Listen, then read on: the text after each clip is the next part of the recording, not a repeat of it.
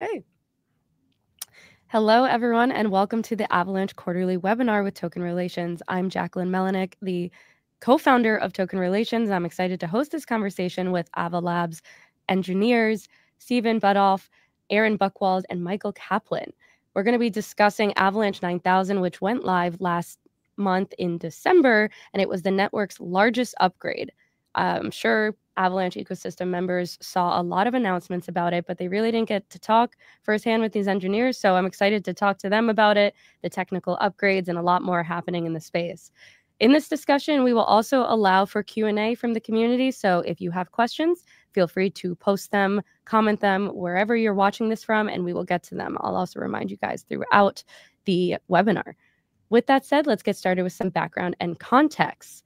Avalanche, which is the primary blockchain of the network, currently has about 132 blockchains built within the network. And every chain built on Avalanche is an L1, and it has 43 active L1s at the time of recording. This past quarter, as I mentioned, Avalanche's biggest network upgrade, Avalanche 9000, went live. Wait, it's 900,000. 9,000. Avalanche 9000 went live, and it aims to make the ecosystem more interconnected, as well as making the network cheaper to deploy on and even cheaper as a user, which I'm sure we'll discuss more in a little bit. Now that we're in the first quarter of 2025 and the network upgrade has been alive for a little over 3 weeks now, I'm excited to talk to these guys about everything. So to start off at a high level, I wanted to ask you all, before it even launched, what challenges did the upgrade aim to solve? So maybe I can get started, I guess. I think for me, this upgrade really focused on reducing costs across the board. So as we mentioned, both user costs for, say, users on the C chain, which is the smart contract EVM compatible chain on the primary network. We wanted to reduce the costs and make that as cheap to use as possible. But then also for people launching subnet and now layer ones on the P chain and interacting with the P chain, we wanted to make that as cheap and as flexible as possible. And then the last component is the actual kind of running of layer ones. We wanted to make the infrastructure costs as cheap as possible for that. So really, I would say kind of across the board for me, we've been focusing on reducing the costs and reducing the barriers to entry kind of across the user space of users on the C chain to layer one kind of creation to validator actual like infrastructure hosting, really across the whole stack, just reducing barriers to entry and reducing kind of costs. So that's kind of the main high level motivation that I see. And there's a lot of kind of smaller sub components that fit in as well, but that's kind of the high level vision that I felt was coming through with this upgrade. Yeah, the one piece I would add on to that, I think, in addition to reducing costs across the board, is one that Stephen touched upon briefly, which is the increased flexibility in how L1s can be launched and in their staking dynamics. So previously, all L1s needed to manage their validator set on the P chain and using the rules defined by the P chain, which was very limiting to either permissioned kind of multi-sig proof of authority chains or a predefined staking curve that was had limited parameters. And now we have a much more extendable framework where L1s can define their own mechanism for managing their own validator set. So whether that's proof of stake, proof of authority, or any unique combination of them, and hopefully of many other experimental features in the future. We kind of have that testbed and a large increase in the flexibility that L1s have to define those themselves now. Mm-hmm. Yeah, I think we originally called this L1 driven validator sets, or actually subnet driven validator sets before we did a long title. Yeah, exactly. So, but L1 driven validator sets, because if you look back at sort of what it was before the Etna upgrade, it was all transactions that you used in order to manage the validator set of your own L1 was all user facing transactions on the P chain, which made it much more difficult to actually manage. It was restrictive, as Michael had said, to the transactions that we had actually gone and implemented. And so much of the value that comes out of crypto is just the composability that you get when you open it up to users to actually program and build whatever they want. So there's two things that we got out of this. One was that you can actually move the contract responsible for managing the validator set from not even being a contract on the P chain, just those user-facing transactions, to a contract that you can actually put on the C chain, on your own L1, wherever you want, really, as well as giving it the composability and programmability. And because people generally want to have good defaults with customizability, we have different implementations of that provide all of the things that you would typically want, as well as it's just a contract. You can overwrite it, you can extend it very, very easily. Yeah, in terms of customizability, what are kind of the key aspects there that are now available that weren't prior to the network upgrade?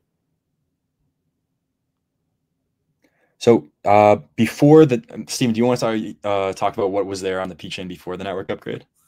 Yeah, so I would say when the network first launched, I would say the focus was definitely on getting the primary network launched, and with the expectation that the subnet and now layer 1 infrastructure would continue to evolve. So when the network first launched, what was really supported was primarily permissioned subnets. So essentially what that meant was there was some owner of a subnet, some set of public keys registered on the P chain, and they could basically dictate, hey, this person can join this network, this person, is removed from this network, so on and so forth. That was very much not like our end goal vision. It was just kind of, okay, let's get like this kind of idea out and be able to kind of iterate on it as we move forward.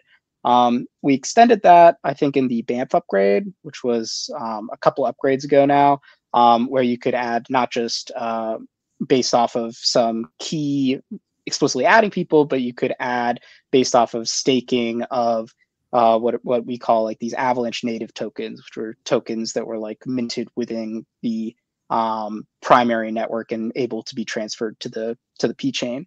And that system, while technically adding support for permissionless networks, was really restrictive. It enforced a similar minting curve to that the primary network uses, and it really just didn't give the flexibility that people wanted with defining their own staking rewards, defining who can actually join as validators, like what the membership condition constraints are, various things like that. And so this kind of redesigned that whole mechanism with saying, we don't want to like specify any bounds. We just want to say, here's a mechanism where you can essentially send a message, and that message will get interpreted on the P chain as add this person as validator, remove this person as a validator. And the kind of origin of that message can be any code that you choose to write within your own layer 1 or embedded on the C chain. And so by moving from a kind of fixed scope of here are the options that we have to, hey, now you can write any code that you want and define your own constraints, it really just completely changes the game as to like how expressive these kind of constraints are. Yeah, I see that as like an opportunity to open up the doors in so many different ways. And then even on the front of Avalanche 9000 making things extremely cheaper, to your point, Stephen, when we first started this conversation, it's like 99.9% cheaper. It's not even like 20%, 50%. That's a lot cheaper. And that also provides a lot of accessibility to developers who maybe like that was the roadblock before, like they couldn't afford it or they didn't want to pay it, whatever their reason was. Suddenly that reason doesn't necessarily exist. So since the network upgrade, have you guys seen more developer interest? I'd imagine yes. And if so, what is that kind of looking like? Yeah, I would say absolutely. And really starting from before the upgrade even went live, I think there were a number of teams already looking ahead and eager to build on what was to come, which was awesome to see. There are teams like Suzaku building unique staking contracts for EVM chains on Avalanche, kind of going the restaking route. I think we've seen a lot of traction with these contracts to manage validator sets, whether that be like staking NFTs or adding unique requirements for who is allowed to become a validator. That's been very exciting to see. I think also because of the fact that the barrier to entry to launching an L1 is significantly reduced. Now we're starting to see more and more traction and experimentation and adoption of interchain messaging between these L1s because they're coming about more rapidly, and it's easier to play around with them as a test bed to test things out. I actually had questions on the interchain messaging, so we will get to that. But on the front of like the deployment fee, it was 2,000 AVAX, right? Yeah, it was 2,000 AVAX, not for deployment actually, but in order to become a validator for an Avalanche L1 prior to the upgrade, you had to also be a validator of the primary network. And so the primary network had a requirement that to be a validator there, you needed to stake 2,000 AVAX. So it was sort of transiently pushed onto any subnet that every one of their validators had to stake 2,000 AVAX as well. Right. And now that that is essentially removed more or less, like how does that impact the network sustainability going forward, especially when it comes to validating and staking on the network? Yeah, so that's an interesting question. So I actually think that with that constraint, we were kind of bounding like the amount of work that the Avalanche network could do, right? Because by saying, hey, in order to participate in the subnet, you have to be a validator of the primary network, you're limiting like your available compute to just those primary network validators, right? And like there are, there's a lot of primary network validators in Avalanche compared to, many blockchain networks, but 1,500 validators is not necessarily like the end all be all of scalable compute for, the, Internet of Finance, right? And so really like that is almost in and of itself a non-starter with respect to that kind of constraint. And so removing that really allows like this this L1 subnet infrastructure to kind of flourish and grow by removing that very large constraint. One additional component that is very interesting is there are a number of kind of institutional partners and people that for regulatory reasons could just not, it was a non-starter for them to actually be a primary network validator. And so by removing that constraint as well, you're opening up to a whole new kind of group of either actual or perceived regulatory concerns could not be primary network validators. And so it opens, kind of your space up both theoretically and extremely practically. Yeah. Yeah, no, that makes a lot of sense. Sorry, go ahead. I was just say one interesting aspect of it that I think is not talked about as much is that 2,000 AVAX to become a primary network validator was an upfront cost, but it wasn't a fee in the sense that you're not spending that. You are staking it and you are earning rewards on it in the form of newly minted AVAX when your validation period ends. So you'd actually end up with more than 2,000 AVAX at the end of your validation period. But now, one, you don't have to stake the 2,000 AVAX up front, but you pay this much, much smaller continuous fee. Those fees actually get burned. So it's an entirely different mechanism. And I think the fact that those fees get burned is rather than being locked for a period of time, but then resulting in more rewards being issued is another nice feature. Yeah. The reality of the 2,000 AVAX minimum fee is that for the primary network, it sort of made sense that, we're going to have something there. But for everybody else, it's sort of this artificial economic constraint that makes it harder to launch L1s. And we want more and more people to launch L1s because that's really how we scale the value of launching an L1 on Avalanche in the first place, right? It's all about interchain messaging, which I know you said we'll get to later. So I'll hold off on going into that. But it's all about the network effects. So this is the whole point of the P chain, is that it is a sort of hub and spoke model whereby connecting to the P chain, you're able to connect to all of the other value and all of the other chains in the ecosystem. And that's only actually valuable if there is other value services and value to connect to in the network.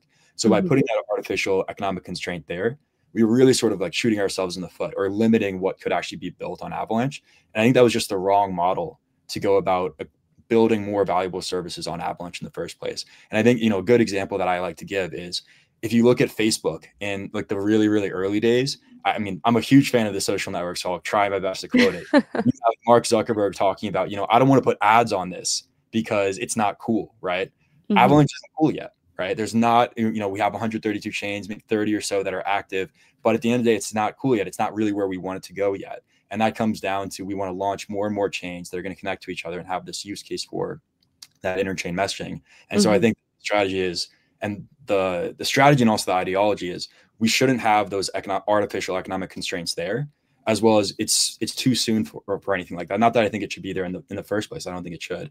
But it's also just the wrong strategy when it comes to growing the overall Avalanche network. So when people have those criticisms about the fee structure or the question of, are you worried about this?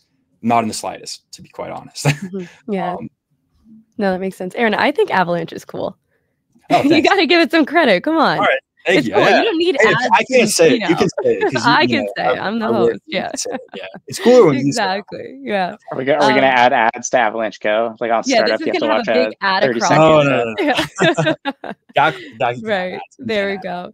I mean, obviously, you guys talked about fees in your responses, and part of the network upgrade was the implementation of a dynamic gas fee during off-peak hours, with considerations involved in transitioning the C chain, the P chain, the X chain to a dynamic fee mechanism. Have you gotten any feedback on whether or not this has influenced any user behavior? Because I feel like if it were me, I would be like, I'm just gonna do this during off-chain hours unless I really, or off-peak hours unless I really need to get it done now. How do you kind of like look at that, or what are the conversations now being had now that it's implemented? That's interesting you say that. Do you do DEX? If you want to do a DEX swap, do you wait for off-peak hours to do it? Depends how cheap I'm feeling, right? Okay. I haven't heard that before, so I was interested. Yeah. I mean, but like, listen, if it's like 3 a.m. when I'm sleeping, I'm not gonna do that. Like, if I see that, oh, it's slightly cheaper, maybe. But like, also, what does cheap really mean? Like if it's like 50 cents, $50, like, how do you measure what's cheap to a person is different, right? I have actually heard of large institutions doing that, where like, say you need to rebalance your books, they will actually wait for cheaper times of the day. So yeah. I don't know that normal individual does that, but that is certainly something that I wait for Uber's price to go down, so I'm that type of person. That's more expensive than Avalanche was either way, though. Right. Okay. I've never paid as much for an on-chain swap. Well, okay. Has it affected transaction volume on Avalanche across the network, or no? Essentially, I think there's a number of interesting aspects to this, and the long and short of it, I think, is yes. But I can take a step back and kind of set the scene beforehand. So this upgrade on the P chain introduced a dynamic fee mechanism, which previously was not there, and that definitely helps the robustness of the chain, because during those peak hours, if the congestion or load on the network increases, we will see the fee rate rise, such that the network is able to handle that load properly. Prior to the upgrade, it was a static fee mechanism. And since then, I think the effective fee rate or transaction fees have actually come down significantly on the P chain. Stephen might know best there. But the other aspect of it was the C chain, where there already was a dynamic fee mechanism, but it had a much higher bound on how low the dynamic fee could actually go. And we saw, I forget what year the dynamic fees were actually introduced on the C chain. I think it was 2021. But we've seen since 2021 that the adjustment of the fee rate based on network load is highly robust. I think about a year ago or so was the inscriptions craze, and we saw the fee rate respond accordingly to the increased TPS during those times, and the chain chug along just fine. So lowering, kind of removing that guardrail of the lower bound of how low the fee rate could go was a big enabler during times where there aren't such a high load on the C chain. And we have seen a big uptick in the number of daily active addresses on the C chain. Not sure if it's directly correlated necessarily. I know there's a number of factors. Definitely not going to claim to be a expert in how to get people to use a blockchain network, but there's certainly at least some level of correlation there between the number of active addresses on the C chain and when the fee rates came down. So that's great to see. I think it will hopefully enable more users to get a entry point into Avalanche and go on from there after getting their feet wet on the C chain. Mm-hmm. Yeah, I think to comment on the P-Chain side, I was looking actually just before this call because I was interested on the kind of relative like transaction pricings. And I think so previously on the P-Chain, I think the smallest transaction fee was a thousandth of a Vox, so like 1 millivox. And I was looking through various transactions on the Explorer just now, and most of them are about 100th of that cost. So the P-Chain was never really throughput limited, but the reason that the fees exist is to prevent any kind of DOS attacks. So you expect that in the normal case, the fees are basically going to be essentially free, and that is where it is right now. So that's the really nice thing with introducing the dynamic fees on the P-Chain. I was also looking at the C-Chain, and I think that if you look at the kind of gas used per second over the past, say, like 3 months or so, there's certainly a growing uptick. But I would, the reasons why blockchain usage goes up or down is probably, who knows. It could definitely be because of reduced fees, but it also could be just because there was a cool DEX that launched or something. So that's hard to tell sometimes. It's nominal. And it's pretty cheap all across the board, even during the peak hours, right? So maybe I don't need to wait till 3 a.m. to do a transaction. That would be insane. Especially on the P-Chain. Exactly. Okay. The moment you guys have been waiting for, because you've been talking about ICM, I want to talk about interchain messaging on Avalanche. What do you think is the biggest driver behind maybe the evolution of it and the growth coming in this year? And then we could kind of dive into more conversations about like communications within the ecosystem and so on. Aaron, feel free to start because I know you talked about it a few times. Sure. Yeah, I think I heard from somebody once that he thought the best reason to use crypto was it allows the random college student to build something, deploy it, and compete with Wall Street in a day. I think that's really just cool. And I think he was saying that about smart contract, right? You can go and deploy a smart contract cheaply. You can go and deploy it on any chain that's out there. And it's a really pretty amazing ability to go out and deploy a DEX that can get real usage. You can play around with different tokenomic ideas in order to get real adoption as well. And I think there's still something that remains to be done to make it true that you can launch your own valuable L1 with the same level of ease, right? And interchain messaging is how you go about solving that. Because when it comes, I've seen some posts from a couple of the really smart guys at Blockworks about, it's still hard to launch an L1, right? And a big part of that is there's a bunch of integration and human connectivity things you need to do in order to do it well. That comes from attracting a validator set, that comes from getting stablecoin integrations, basically all of the things that we expect out of any lively ecosystem, any chain that we use and interact with. And cross-chain messaging basically makes it so you can plug your L1 into an existing ecosystem that already has all those pieces, right? So the whole point of interchain messaging is to make it easy to connect across all of the value and services that exist across the entire ecosystem. And when you do that, you're really just making it so all of that work is done for you. Another person I'd say who was really smart described, I was talking with him about using the Hyper SDK. And he asked me a really, really great question, which he was deciding where to build on chain. And he asked me a really great question, which was, what work have you done that will save me 2 years of work in my project? And I think that's the reality of what we're talking about with both interchain messaging, SDKs, as well as, there's so many other things where that's the real question we should be asking. And interchain messaging, it removes a lot of those integration points. So Avalanche essentially is the glue between all these independent operations of L1s. I don't like the term glue because it sounds. What term would you use? The connecting point. I don't know. That's like a glue. I don't know. Glue sounds wrong to me just because it sounds like everything is densely connected. I think connecting point is maybe a bit better.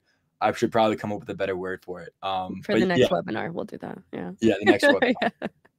Okay. Well, what about maintaining liquidity and then like communication with the ecosystem? Like, how does ICM kind of play a role in that as well? Maybe to the point that you were just making, Aaron, that it is providing that to all of them.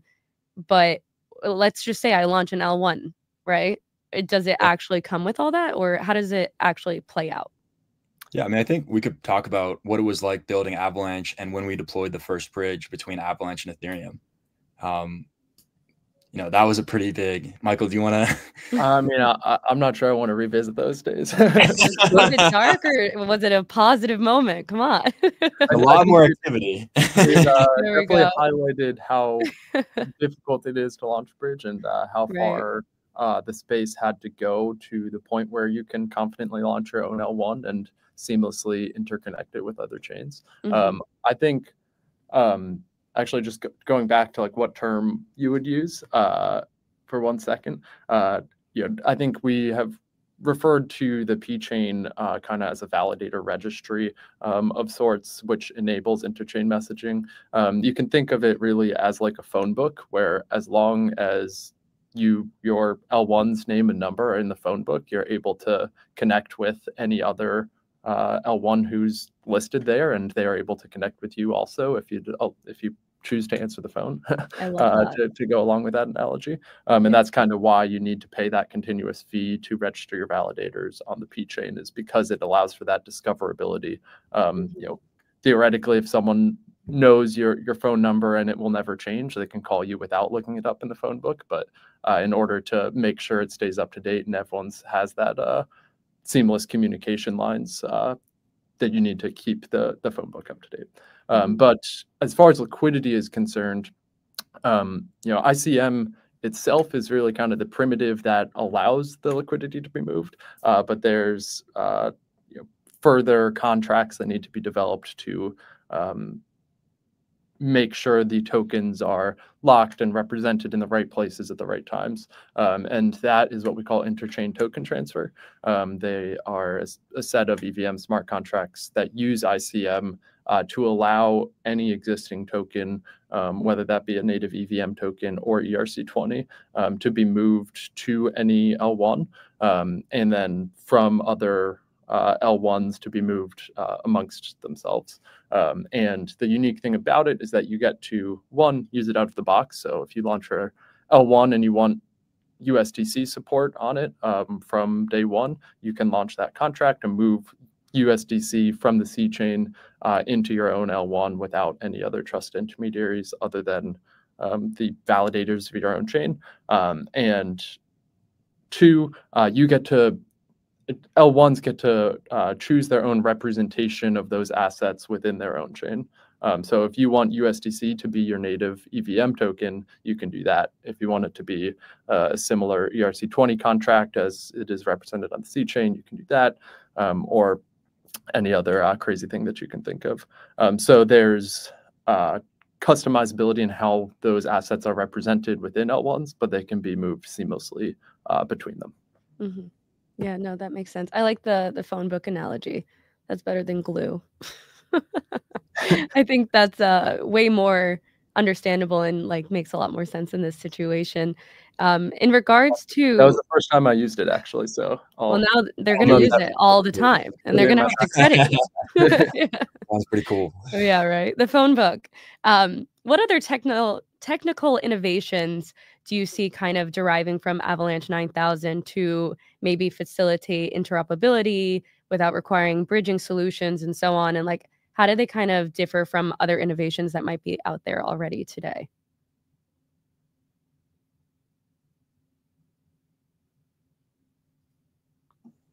That's a great question. It's a really good question. Thanks, guys. That's why I let you pause. Go ahead. Could you repeat that question? Aaron, if you want to. Yes. To repeat the question, what other technical innovations does Avalanche 9000 enable to maybe facilitate interoperability without requiring bridging solutions, or how does it differ from other innovations or use cases that are out there today? I think we could talk about all right, go ahead. Yeah, so I think the thing that interchain messaging really brings is this kind of really fast and efficient messaging across layer ones, right? And so the Avalanche 9000 stuff was all about kind of making these layer ones cheaper and easier to launch. But ICM isn't just, something that is used for, say, token bridging or things like that. Now, I use the word bridging, but it's actually using the full validator sets from both sides. So even though it really looks like a bridge, there isn't that trusted intermediary that most bridges that are transferring assets have. So, this is a really flexible and powerful primitive because, again, you can, just send messages between, each point. So it isn't necessarily just going to be asset transfers. And in fact, we actually use ICM for the registration of validators within the P chain as I think, a great example of a use case of ICM that is not actually transferring assets from one place to another. So I think, other usages of ICM we're really interested in is actually kind of like an Oracle layer one, say, where some layer one publishes, hey, this is, my current price feed for this off-chain thing.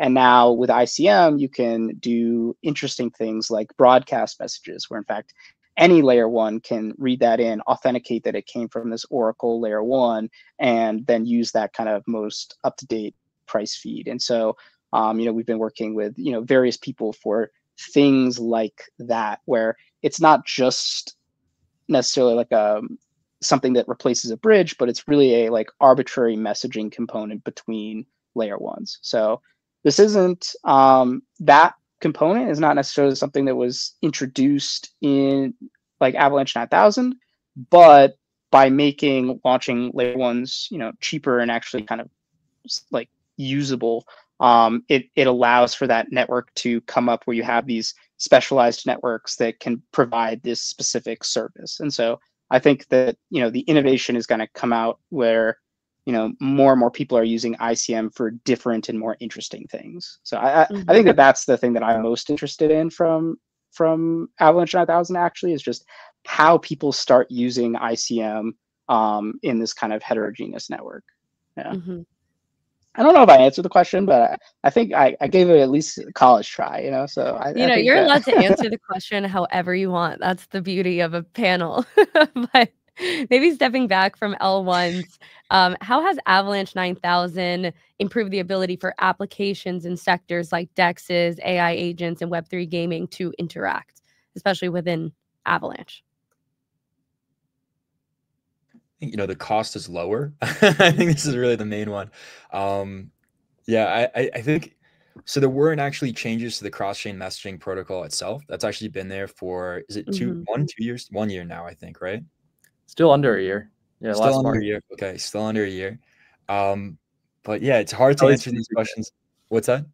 At least for the C chain. At least for the C chain. It's kind of hard to answer some of these questions that are like, what it's primarily it was lowering the economic barrier, and then reducing the fees on the P chain. So I think to talk about, what more there could be, I think as another example, whenever you decrease fees on any of these general purpose chains, you see a lot more activity simply because you've lowered the price to the point that it makes sense for new users to trade. I think one of the biggest ones that steps up the lower the fees go is bots. Which is not necessarily really thought of as a good thing, right? Like, oh, well, what portion of your usage is actually from bots? But at the end of the day, it is usage and it's paying usage. And that's what we've usually seen across Avalanche and many other chains, is that if the fees are sufficiently low for bots that can very easily do something automated, it's just very, very easy to increase their transaction usage.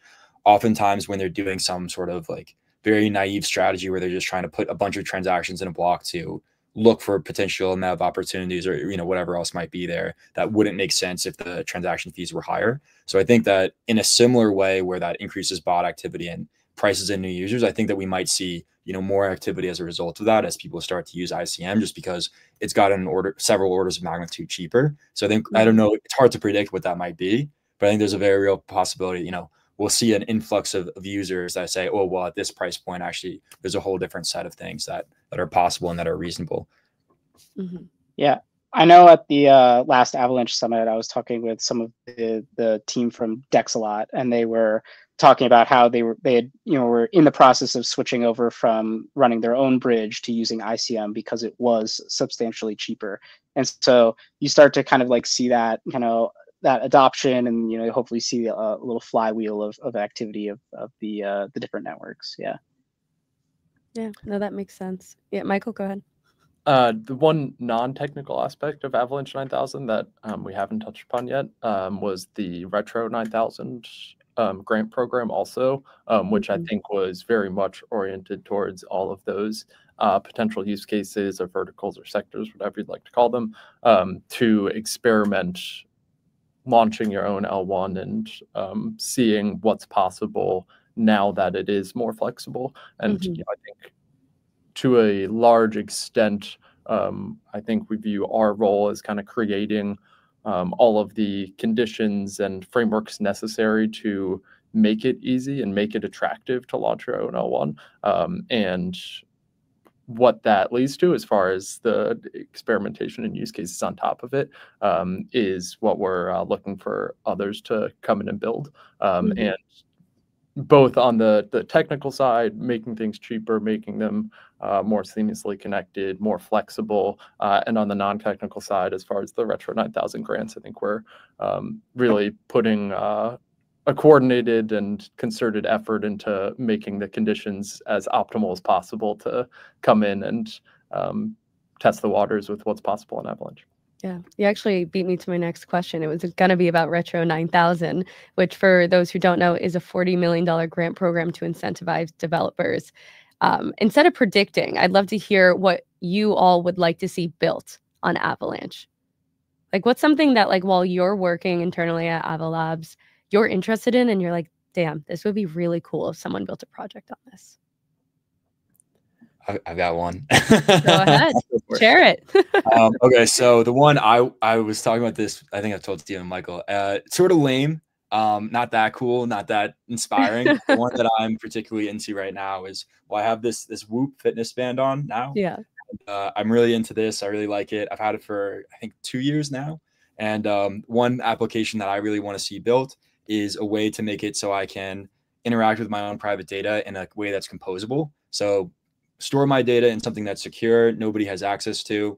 This doesn't necessarily even on-chain, could be some T mixture, but it's in a sort of pseudo Web3 space mixed with AI potentially, of just some way to have this data be secure, but enable people to perform computation on it and make it so people can build their own plugin, sort of like a Jupyter notebooks for my own fitness data that's still private. That's the way that I sort of think about it. I would really like to see that, because I would really like to use that and sort of just nerd out on it, as well as, obviously it would be very cool to have some form of aggregate data that people can perform computations on as well. I'd love to play around with that kind of data as well.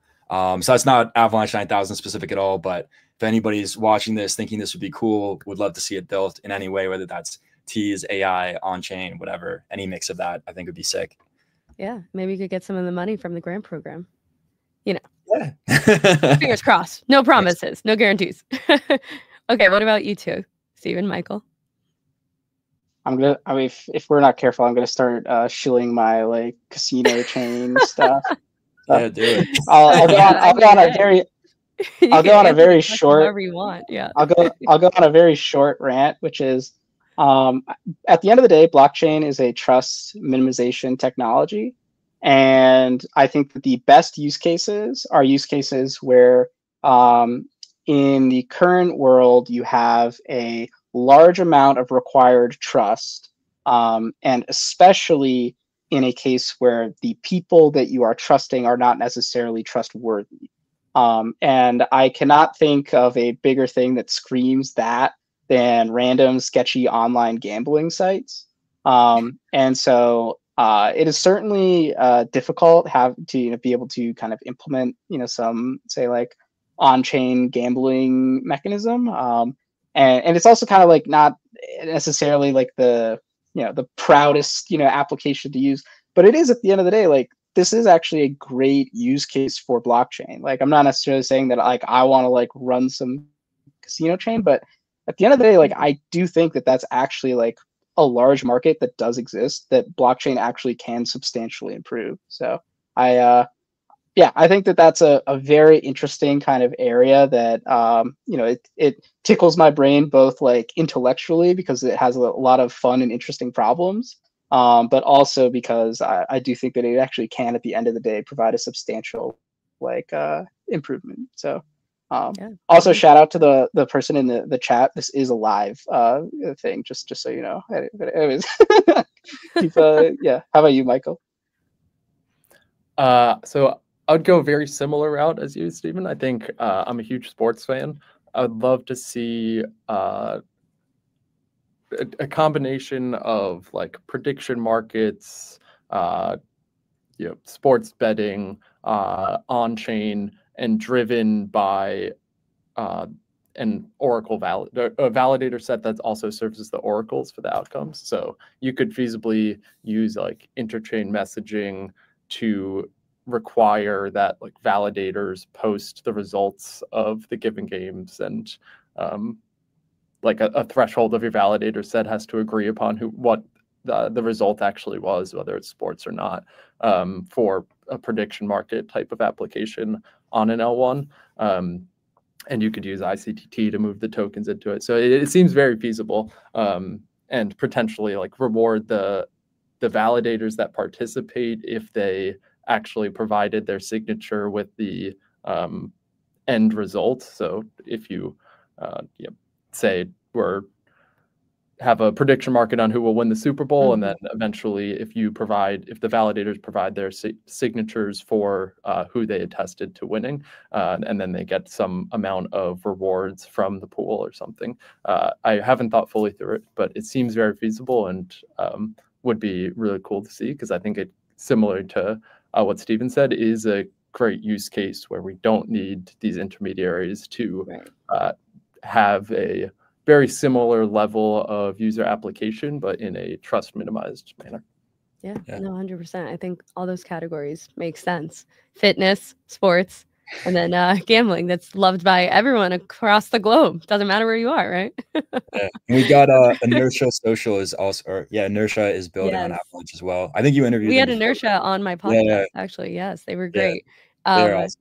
I want to remind people who are listening in that this is live, yes, and we are doing Q&A. We got some good questions that I will give you guys at the end. But before we get to that, one last major question from me is, obviously, you guys were insanely busy, I'd imagine, in 2024 working on Avalanche 9000. What else is on your roadmap for 2025? What are you excited about? So I would say there's a few different things. To date, a large part of the focus on Avalanche has been on this interchain thesis, and making sure that we provide all of the frameworks necessary for that to flourish. But at the same time, we also have had a number of efforts that have been more in the background as far as pushing the performance of any individual chain. And now that Avalanche 9000 is out, excited to bring those from the background to the foreground. All the way from the storage layer to the Hyper SDK that Aaron has been working on, to potential optimizations to the EVM. So a lot of different pieces of the stack, but all aimed towards improving the performance of any individual chain. And then also, I think there's optimizations to be made, and one of our engineers, Cam, actually just recently started an ACP discussion on making the P-chain and L1s more robust as far as the construction and verification of ICM messages and their isolation to one another. So those are definitely more technical oriented, but important pieces of the longer term puzzle as the network continues to grow. Amazing. Steve? I think so. Go ahead. Sorry, my internet is a little weird. It might be laggy. I think I have to jump on with Michael and say, I'm really interested in kind of pushing the limits of single chain scaling. I think this might be what Aaron is going to talk about as well with Hyper SDK. But we spent a lot of time kind of working on this kind of horizontally scalable structure with subnets and L1s, and now I think that we want to kind of put a little bit of effort into improving or a little bit more effort and kind of pull across the finish line some of these long projects about single chain scaling. So that's definitely a huge area that I'm looking forward to in 2025. Yeah, I think this is one of the most interesting engineering problems to work on. And I'll also add, me and Steven were at the IC3 winter retreat at the moment. So we're with a really great group of researchers, and it's been really fun and enlightening to have a lot of conversation with people that are working on, one element of the stack. And they're going through, it can be very difficult to say, well, I just want to override the consensus protocol and I want to plug in one place very, very easily. And despite, there are solutions that are out there, but most of them have very difficult to use interfaces. And there's just so many incredibly brilliant people that are here and, all over the world in different communities as well that want to play with one thing. And they want to see, detailed metrics on what the actual problems are. So I think two of the things I'm most excited to see in the HyperSDK development is exposing those easy to use interfaces so that people that are doing research or want to play around in one particular area can focus on that one particular thing and just put it into a running overall system very easily. And the other one that I'm very excited for is creating easily reproducible benchmarks with metrics that are very, very easy to see, use, see and use. Because also talking to a lot of these folks, one of the very difficult things about research is actually, it's not doing the research, although that's difficult as well. But one of the most difficult parts is actually choosing the most valuable research to do. And this is one of those things that I've heard many professors talk about having a sixth sense for. It's very, very important, and it can be very difficult to do. And oftentimes it comes from working with industry partners that have an idea of here are the problems that we're running into in production. And I am very hopeful that we'll be able to produce very clear benchmarks we can share extremely openly. That say, here it is running a production workload. We have all of these metrics you can look at. You can see it runs into a bottleneck when we hit this point. And one of the other nice aspects of the HyperSDK, as well as the changes Steven's made on the P chain, is when you get to the point of providing multi-dimensional fees, you actually have it broken down into here's all of the different resources and where we're consuming them. So I think one of the nice properties that has is we can say, well, the bottleneck will be X at this point. And if you want to increase that, this is the sort of toggle that you have to play with or do research on. So it's a very difficult thing to make that as easy to interact with. I'm already seeing this of like, oh, well, I thought this would be a very simple API to expose, but it gets harder and hairier at different points, but still trying to make it so that's very easy data for people to interact with, and working with that broader research community to say, here's a problem that we're running into. I think providing very easily reproducible metrics and being very honest about it will hopefully lead to a lot of interesting results and a lot of great collaboration. Yeah, no, that's super interesting. And I'm excited to see how that all transpires for you guys.